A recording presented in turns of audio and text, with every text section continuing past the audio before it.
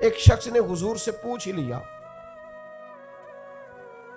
ایک صاحب نے عرض کر ہی دیا، انہوں نے بات ہی کر دی، عرض کی، یہ سنن ابو داؤد شریف میں موجود ہے، کہا یا رسول اللہ میرا ملازم بڑی غلطیاں کرتا ہے، آخر کتنا کو معاف کروں؟ کوئی حد بھی ہوتی ہے، بڑی غلطیاں، بڑی کوتاہیاں، بڑی کمزوریاں اس نے گن کے معاف کرنے کے لیے، حضور کتنی بار معاف کروں؟ آخر بعض لوگ بعض باتیں جھلملا کے کرتے ہیں نا جی، حضور آخر کتنا کو معاف کروں؟ نبی کریم علیہ السلام نے گویا فرمایا، اگر تو نے گن کے ہی پوچھا ہے نا تو چل اس طرح کر، ایک دن میں 70 بار تو معاف کیا کرنا۔ ایک دن میں کتنا معاف کرنا ہے؟ تجربہ تو کریں کہ کیا ہم نے کبھی 7 دفعہ بھی معاف کیا ایک دن میں؟ حضور نے فرمایا 70 دفعہ معاف کر۔ اور ایک شخص کو تو نبی کریم نے ان لفظوں سے تنبیہ فرمائی، فرمایا تیرے غلام پر جتنا تجھے حق حاصل ہے نا تیرے اختیار میں، تیرے رب کو اس سے کئی گنا بڑھ کے تیرے اوپر اختیار ہے۔ یا رسول اللہ ان کا کریں کیا؟ تو نبی پاک نے فرمایا اپنے غلاموں کو اس طرح رکھنا، یہ جو بڑی بات کرتے ہیں نا انسانی حقوق کی، وہ ملازم نو سوٹ دے رہے نے، کہ نواں ہی ہے، میں کدی واری پایا ہے، نواں ہی ہے، لہذا تو بھئی آپ کو بغیر جو نہیں پہنا تھا وہ دینا چاہیے تھا نا، ملازم کو نیا خرید کے دیتے نا آپ۔ یہاں تو لوگ زکوٰۃ بانٹتے ہیں اپنے ملازموں پہ، تو سیاسی زکوٰۃ بانٹتے ہیں، ہاں اس کو پیسے جو وقت کام آ جائے گا، تھوڑی تھوڑی کر کے وہاں بانٹو، جب ٹائم ملے گا تو بلا لیں گے۔ خوگرے حمد سے تھوڑا سا گلا بھی سن لے، گولی اگرچہ کڑوی ہے پر ہو سکتا ہے شفا ہو۔ ہر دینی کام میں بھی سیاست کرتے ہو، ذات کے لیے استعمال کرتے ہو، سنو یہ میرے نبی پاک کا اخلاق ہے۔ یا رسول اللہ غلاموں سے کس طرح گزارا کریں؟ فرمایا جس طرح کا خود کھانا اسی طرح کا انہیں بھی کھلانا، جس طرح کا خود پہننا اس طرح کا انہیں بھی پہنانا، سیاستہ میں موجود ہے۔ اور فرمایا ان کی طاقت سے بڑھ کر کبھی انہیں کام نہ بتانا۔ اور میرے محبوب کے غلاموں نے تو اس طرح عمل کیا کہ حضرت ابو ذر غفاری جیسے سردار اپنے گھر سے نکلے تو غلام ساتھ تھا، سامنے سے ایک سردار دیکھ کے حیران ہو گیا، کہنے لگا ابو ذر یہ کون ہے؟ فرمایا میرا غلام ہے۔ کہا حد ہو گئی یار، اس کے کپڑے قیمتی ہیں اور تمہارے کمزور ہیں، یہ انقلاب کیسے آیا؟ تو جناب ابو ذر غفاری فرمانے لگے یہ میرا انقلاب نہیں، یہ محمد عربی کا دیا ہوا انقلاب ہے۔ یہ کس نے ذروں کو اٹھایا اور صحرا کر دیا، یہ کس نے قطروں کو ملایا اور دریا۔ غالباً ایک غیر مسلم کے شعر ہیں، یہ کہتا ہے یہ کس نے قطروں کو ملایا اور دریا کر دیا، کس نے ذروں کو اٹھایا اور صحرا کر دیا، یہ کس کی حکمت نے یتیموں کو کیا در یتیم اور غلاموں کو دنیا بھر کا مولا کر دیا۔ جب حضرت بلال کو کعبے کی چھت پر اذان پڑھنے کی باری آئی تو کچھ لوگوں نے مشورہ دیا تھا کہ حضور کافر پہلے ہی مر گئے، تو حضرت بلال کو کعبے کی چھت پہ دیکھیں گے تو اور مر جائیں گے، تو یا رسول اللہ روز بلال نہیں پڑھنی ہے، اگر اجازت ہو تو کوئی اور نہ پڑھ لے۔ تو فرمایا نا بھئی اذان تو بلال ہی پڑھیں گے اور کعبے کی چھت پہ پڑھیں گے، اور حق انہی کا بنتا ہے۔ کمر اچھا ہے فلک پہ نہ ہلال اچھا ہے، تیری نظر بھی نہ ہو تو دونوں سے بلال اچھا ہے۔ نبی پاک صلی اللہ تعالیٰ علیہ وسلم نے نا غلاموں کے ساتھ بالخصوص اچھا سلوک کرنے کا، جناب حضرت سیدہ ام سلمہ رضی اللہ تعالیٰ عنہ بیان فرماتی ہیں کہ وہ وقت جس وقت میں حضور کا وصال ہوا اور وہ مرض جس مرض کے ساتھ ظاہراً سرکار کا وصال ظاہری ہوا، فرماتے ہیں اس وقت بھی میں نے حضور سے جو آخری جملے ظاہری طور پر سنے وہ یہی تھے کہ نماز کا خیال رکھنا اور غلاموں سے اچھا سلوک کرنا، اپنے ماتحت لوگوں کا خیال رکھنا، سخت لہجہ، آمرانہ مزاج۔ میرا ایک جاننے والا شخص ہے، اس کے ہاں سے نا کوئی 40-50 لوگ تنخواہ لیتے ہیں، کوئی ادارہ ہے تو وہ اس کا بنایا ہوا، تو 40-50 لوگ تنخواہ لیتے ہیں۔ تو ایک دن کسی تنخواہ لینے والے شخص نے اس سے آ کے کہا یار ادارہ تیرا ہے، تو ہم تیری قدر بھی کرتے ہیں تو دل کرتا ہے تنخواہ تو دے. اس بندے نے رونا شروع کر دیا, کہنے لگا غریب ماں کا بیٹا ہوں اور کسان باپ کا بیٹا ہوں, کسی کو تنخواہ دیتے ڈر بڑا لگتا, تو اللہ نے ڈیوٹی لگا دی, ڈر لگتا ہے.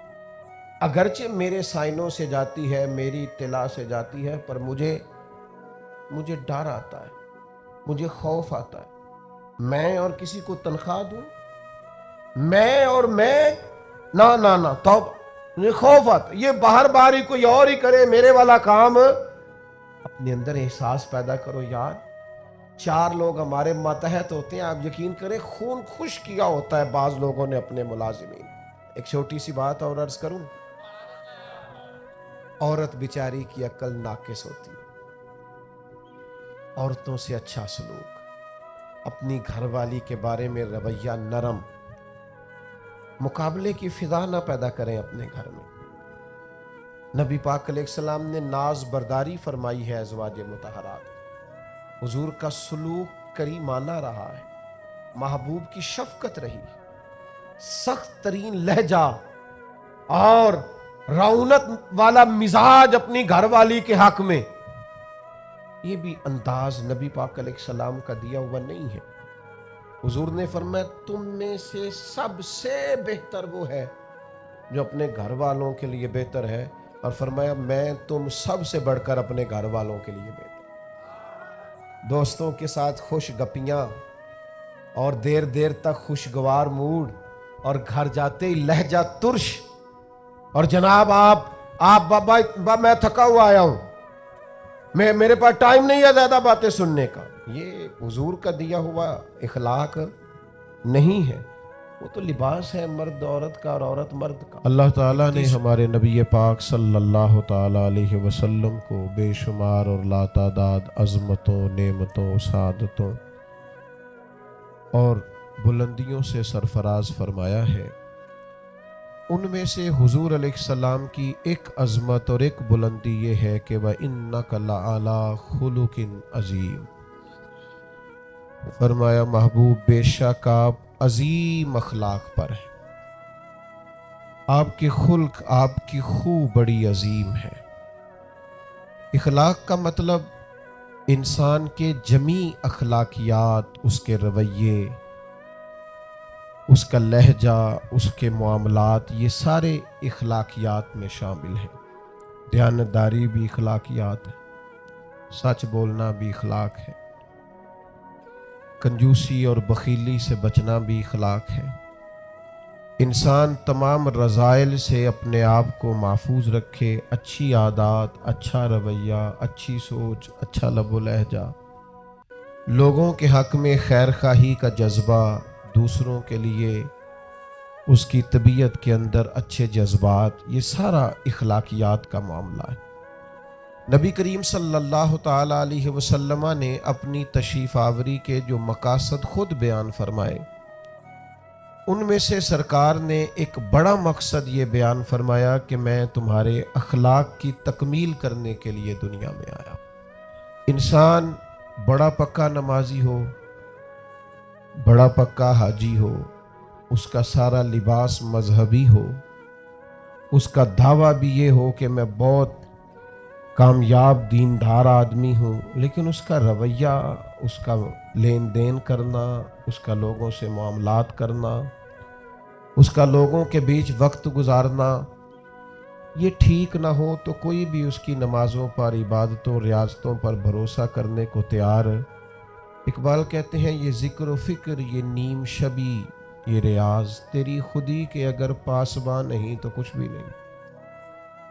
یہ جو کچھ تو بتا رہا ہے, عبادتیں, ریاضتیں, پرہیزگاریاں, یہ اگر تیرے اندر کوئی تبدیلی نہیں لا سکی, نماز بے حیائی سے نہیں روک سکی, اور تیرے صدقات و خیرات کرنا تیری زبان کو میٹھا نہیں کر سکے, تیرے لہجے کو حسین نہیں کر سکے, تو تیری ساری یہ عبادتیں نتیجہ خیز ثابت نہیں ہوئی. میرے بھائیوں, ہم جو دنیا کے اندر جاتے ہیں, لوگوں سے معاملات کرتے ہیں, تو لوگ ہماری دیانتداری سے, ہماری سچائی سے, ہمارے وعدوں کی پابندی سے ہمارے اخلاص سے، ہماری عاجزی سے، ہماری محبت سے ہمیں پہچانتے ہیں۔ لوگ لوگوں کو وردیوں سے نہیں پہچانتے۔ لوگ جب لوگوں کے ساتھ معاملات کرتے ہیں تو پھر انہیں اندازہ ہوتا ہے کہ یہ انسان کس طرح کا ہے۔ نبی پاک صلی اللہ تعالی علیہ وسلم نے ارشاد فرمایا کہ تمہیں پتہ ہے مجھے سب سے زیادہ پیار کس سے ہے اور قیامت کے دن میرے سب سے زیادہ قریب کون ہوگا؟ امتی کی ساری زندگی یہ دوڑ رہتی ہے کہ میں کسی طریقے سے قرب مصطفیٰ کو پاؤں۔ نبی پاک علیہ السلام کی نگاہ کرم مجھ پہ ہو تاکہ دنیا میں بھی، قبر میں بھی، حشر میں بھی، آخرت میں بھی میرے معاملات سنور جائیں۔ تو یہ بہت بڑی سعادت مندی ہے کسی کے لیے کہ حضور اسے اپنا محبوب کہیں اور قیامت کے دن اسے سب سے زیادہ قریب بٹھائیں۔ تو کریم فرمانے لگے تمہیں پتہ ہے میرا محبوب کون ہے اور قیامت کے دن میرے سب سے زیادہ قریب کون ہوگا؟ اور یہ بات حضور نے 3 دفعہ ارشاد فرمائی۔ فرمایا جانتے ہو میرا محبوب کون ہے؟ جانتے ہو قیامت میں میرے سب سے زیادہ قریب کون ہوگا؟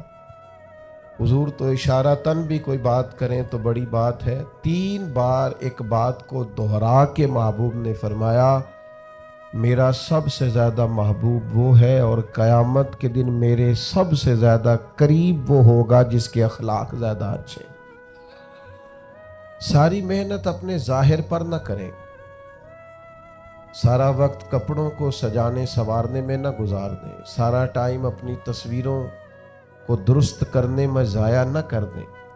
اپنے رویوں کو، اخلاقیات کو، اپنے معاملات کو، اپنے اٹھنے بیٹھنے کو، اپنی روزمرہ کی زندگی کو اچھے طریقے سے آراستہ کریں، مزین کریں۔ یاد رکھیے گا اللہ تعالیٰ نے نا انسان کو خوبیوں اور خامیوں کا مجموعہ بنایا۔ انسان کے اندر بحیثیت انسان خامیاں بہرحال باقی رہتی ہیں، تو چونکہ اس میں خامیاں باقی رہتی ہیں تو ہمیں اس کی خامیوں، غلطیوں اور بشری کمزوریوں سمیت اس سے پیار کرنا پڑے گا۔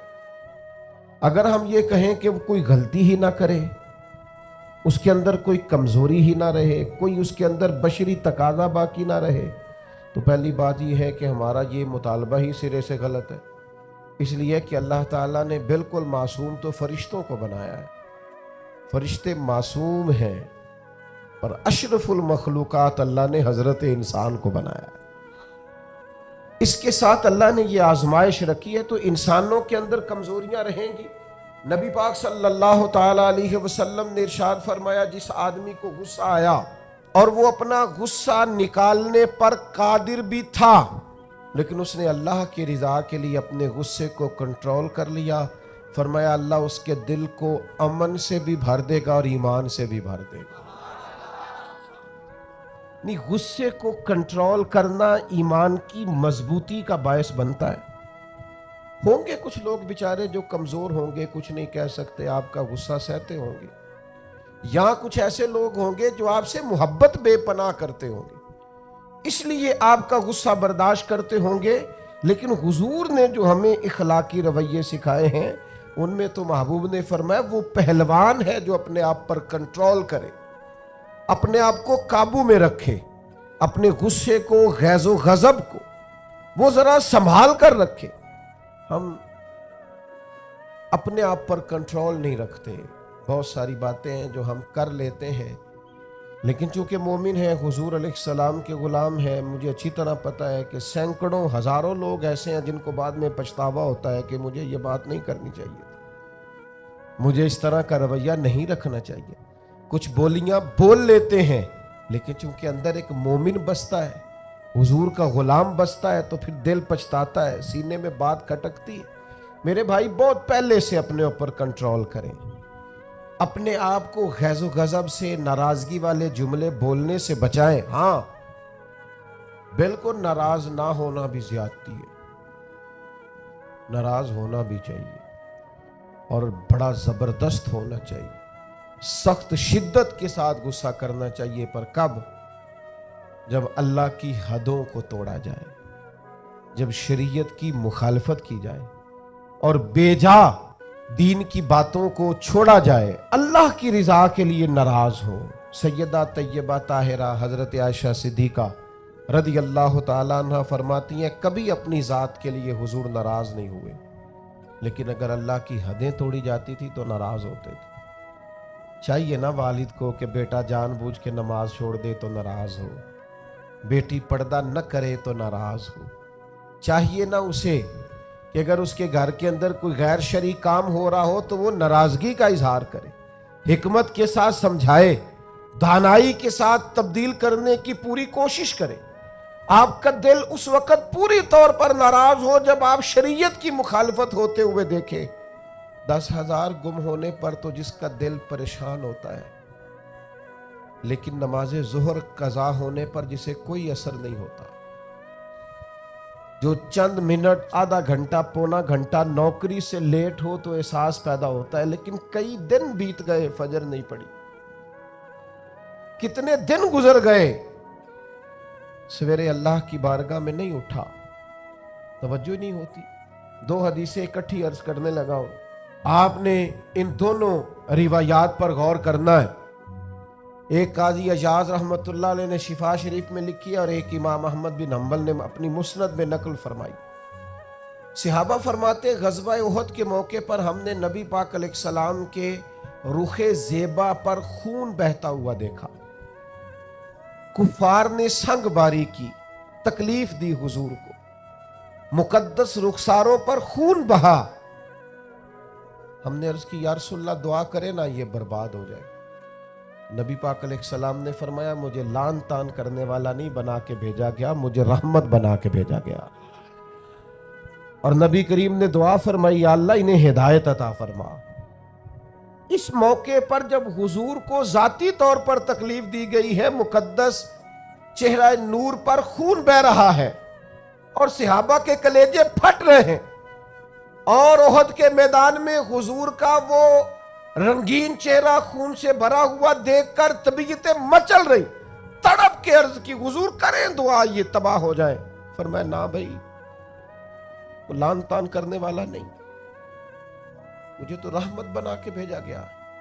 لیکن میرے عزیزو، غزوہ خندق کے موقع پر جب دشمنوں سے دفاع کرتے وقت نماز عصر مسلمانوں کی قضا ہوئی تو حضور نے ہاتھ اٹھا کے عرض کیا، کہا اے اللہ ان کے پیٹ آگ سے بھر دے جنہوں نے ہماری نماز عصر لیٹ کی، ہماری نماز لیٹ کر دی، صلاۃ وسطیٰ لیٹ کر دی۔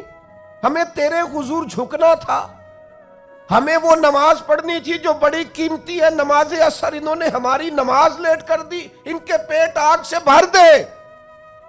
حضور کا سارا چہرہ لہو سے بھرا ہے، پر ذات کے لیے دعا نہیں کی کہ یہ تباہ ہو جائیں، پر ایک نماز لیٹ ہو گئی۔ صحابہ کی عصر قضا ہوئی تو کریم نے ہاتھ اٹھا کے کہا یا اللہ بھر ان کے پیٹ آگ سے۔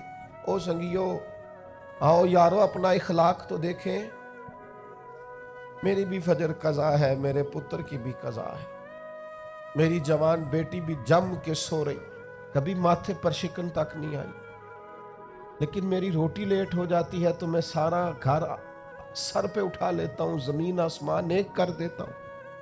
میرے بچے، آپ کے بچے ہماری نگاہوں کے سامنے وہ پوری طرح بری سوسائٹی کا شکار ہو جائیں اور وہ جانے کس کس گناہ میں لگ جائیں، معاذ اللہ شکن تک نہیں آتی، لیکن میرے کپڑے وقت پر استری نہیں ہوئے، مجھے ٹائم پر فلاں چیز نہیں دی گئی، آسمان سر پہ اٹھا لیا جاتا ہے۔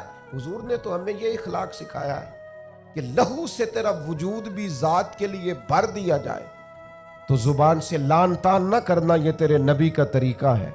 ہاں، اس شخص سے بچنا جو تیری نمازوں کو قضا کرنے کا ذریعہ بنے۔ ایسے لوگوں کے بارے میں تیرا رویہ سخت ہونا چاہیے، جہاں تیری عبادات، تیری اللہ کی بندگی داؤ پہ لگتی تجھے نظر آئے۔ خدا را دین کا مزاج تو سمجھیں، ہم کس طرف چلیں؟ اور پھر یہاں پتھر برسانے والے، تکلیفیں دینے والے، اذیتیں دینے والے حضور کے سامنے گردنیں جھکائے کھڑے تھے۔ بتاؤ بھائی تمہارے ساتھ کیا سلوک کروں؟ فتح مکہ کے دن اعلان ہو رہا ہے، انہوں نے پتہ کیا کہا؟ انہوں نے میرے محبوب کے عظمتوں والے باپ کا ذکر چھیڑ دیا. کہنے لگے آپ بھی بڑے ہی کریم ہیں, اور آپ کے والد عبداللہ بھی بڑے ہی کریم تھے, بڑے کریم باپ کے بیٹے ہیں آپ, وہ بڑے کریم تھے. نبی پاک علیہ السلام نے فرمایا اگر تم نے یہ کہا ہے تو جاؤ, پھر تم پر کوئی بدلہ نہیں, تمہارے ساتھ وہی سلوک کرنا ہے جو جناب یوسف نے مصر آئے ہوئے بھائیوں کے ساتھ کیا تھا. انہوں نے کنویں میں پھینکا تھا اور جناب یوسف نے سینے سے لگا لیا تھا, لہذا تمہارے ساتھ وہی کچھ کرنا ہے. وہ لوگ حضور نے انہیں معاف کر دیا.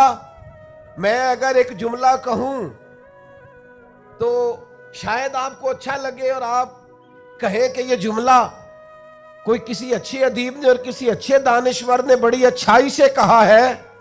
حضور نے انہیں معاف کر کے رہا کر دیا, پر وہ قیامت تک کے لیے میرے نبی کی زلف کے قیدی بن گئے. فرمایا جاؤ نا جاؤ, میں نے تمہیں رہا کیا. نبی پاک علیہ السلام نے انہیں رہائی دی اور انہوں نے بلند آواز سے کلمے پڑھنے شروع کر دیے. وہ سارے حضور کی زلف نازنی کے غلام ہو گئے. معاف کر کے کسی کو غلام بنایا جا سکتا ہے, بدلہ لے کر غلامیاں نہیں ہوتی, محبتیں پروان نہیں چڑھا کرتی, لیکن وہ ہماری طبیعت ہے نا, مزاج ہے. ایک تو معاف کریں. دوسری بات, ہمارے جو ماتحت لوگ ہیں نا, ماتحت, ان کے بارے میں اپنا رویہ ٹھیک کریں. جن لوگوں کو اللہ تعالیٰ نے پیسے دیے ہیں نا, یا مالک نے انہیں کوئی عہدہ دے دیا ہے, یا ان کے پاس کوئی 10 20 50 200 لوگ کام کرتے ہیں, وہ تھوڑا سا سوچیں کسی وقت بیٹھ کے کہ میں آج ایک فیکٹری کا آنر بن کر اور ایک ادارے کا سربراہ بن کے بیٹھا ہوا ہوں, اگر کل مجھے وہاں کھڑا ہونا پڑ جائے جہاں مزدور کھڑے ہیں تو پھر میرا حال کیا ہو. وہ جو اپنے ماتحت کے ساتھ ہمارا رویہ نا, یعنی حکم چلانے کا ایک مزاج ہے,